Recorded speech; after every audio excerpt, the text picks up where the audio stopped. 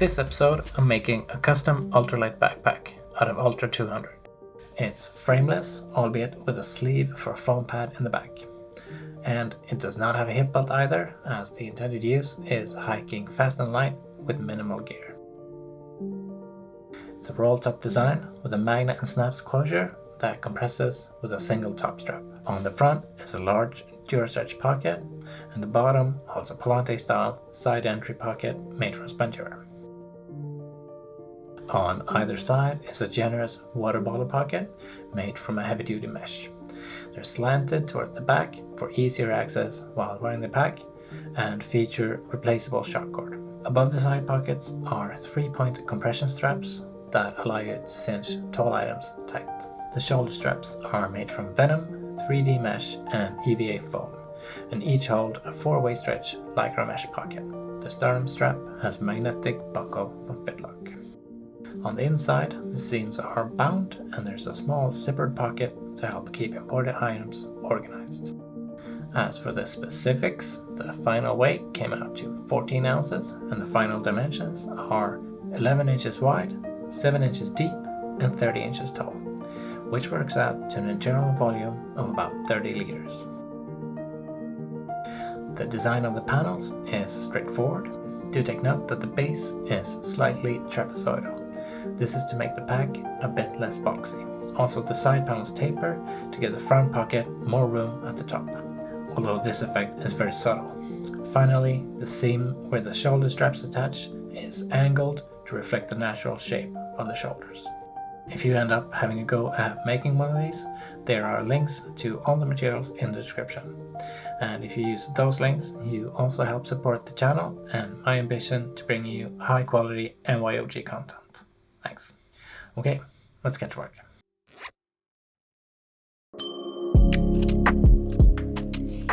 First step is to prep the stretchy pockets by zigzagging folder over elastic onto one of the edges.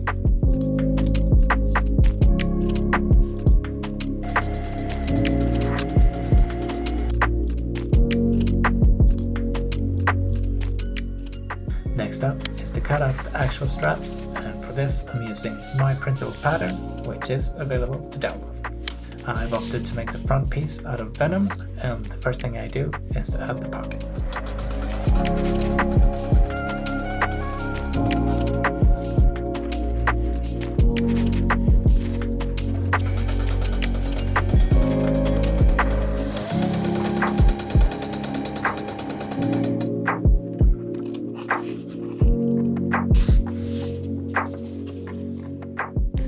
After that, I'm adding a square D-ring, the base for the sternum strap. I then add the 3D mesh back piece and stitch all around the perimeter.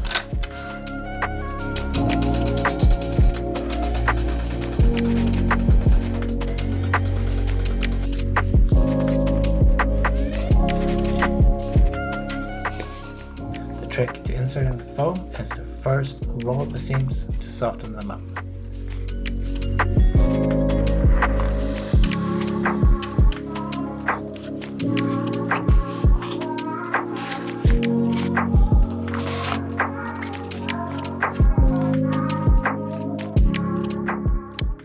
Then it's just a matter of jamming the tip in and pushing the rest of the foam in with your fingers like this.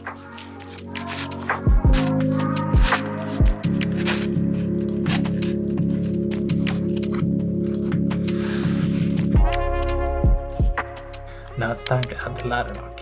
Not an easy task because it involves sewing through the foam, something domestic sewing machines don't like to do. In this case, I couldn't even fit the strap under the presser foot. It was too thick.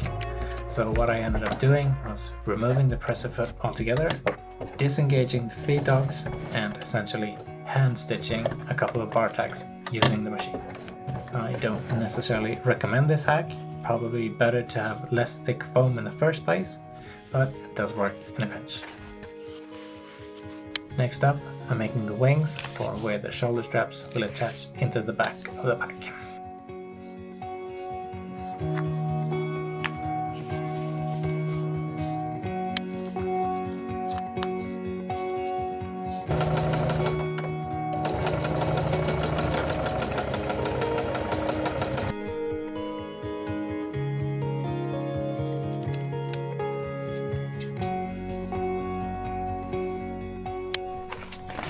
I then take the back panel and add the shoulder straps with a ton of stitches.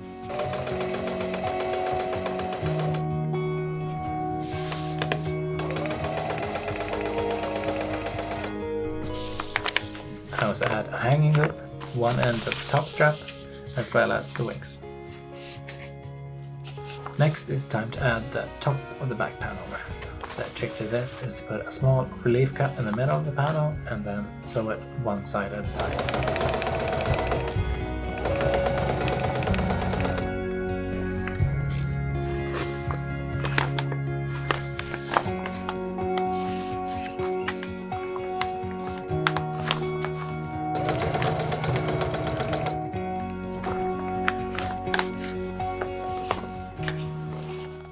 Finally, I put binding of this seam to make it stronger.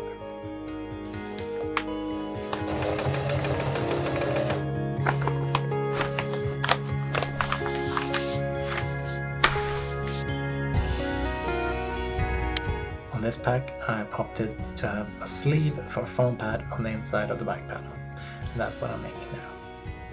To have a bit of stretch on the top of the sleeve, I'm adding elastic, and because the nylon is non-stretchy, I pre-stretch the elastic as I'm sewing it. Once done, I baste the sleeve onto the back panel and trim the excess.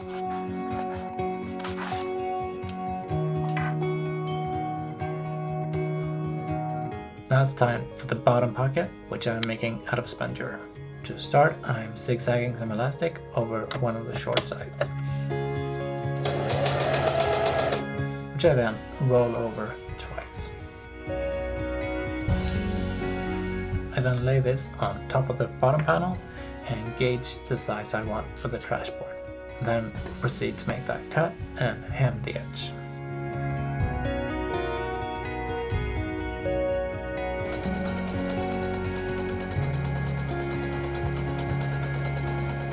Final step is to baste the pocket onto the panel and trim the overflow.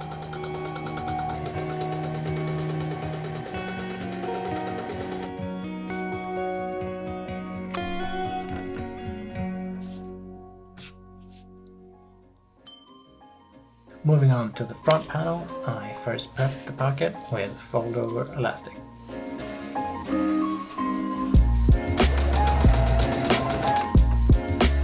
This is then rolled over twice and bar tacked in the middle before I add it onto the panel.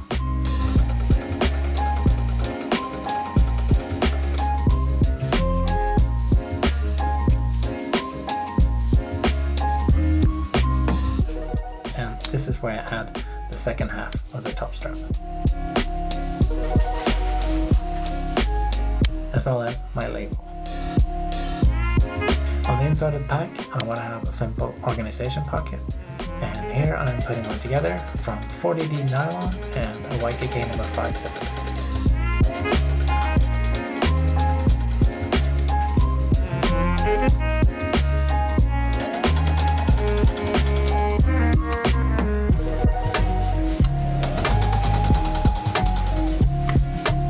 It goes on top of the inside front panel.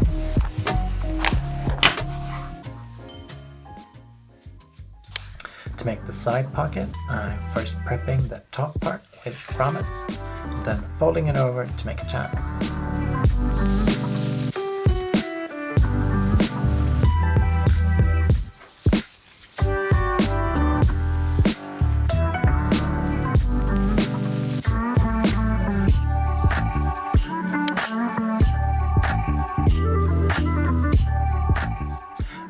Sandwich the mesh and stitch it twice.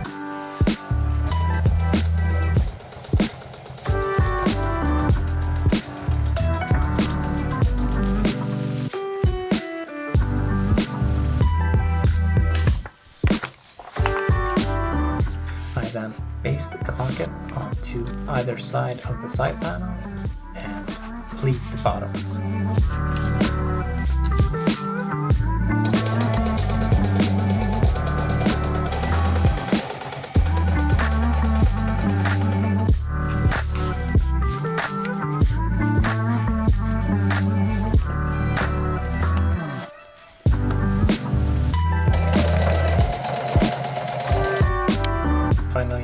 webbing that will hold the side compression straps.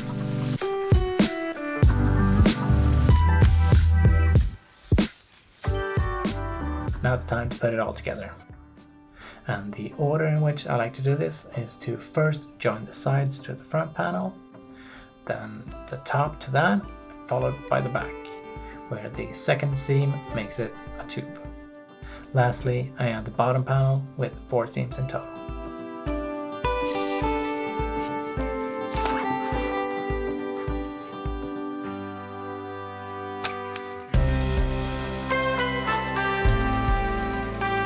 I like to double stitch and bind all the major seams, so 3 stitches in total, which I found to produce really strong knee seams.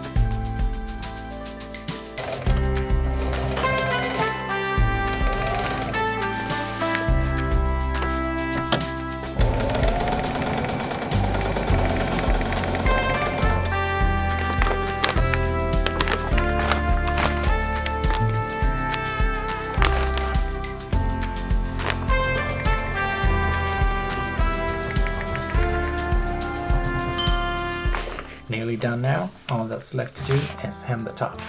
Hidden inside the hem, I'm going to have magnets. The neat thing about the combination of a magnet and snaps is that the magnet sort of lines up to the snaps, making them even easier to close. Once the magnets are in there, it's just a matter of folding the hem over and stitching it shut.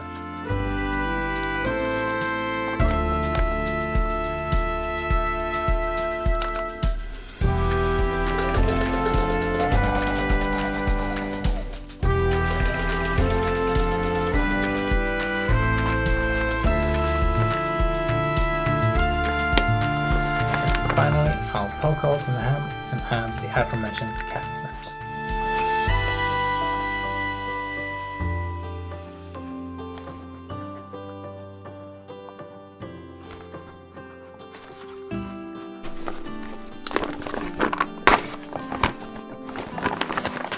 And that's it, all done. If you made it this far, be sure to leave a like and maybe even subscribe for more content just like this. Thanks for watching.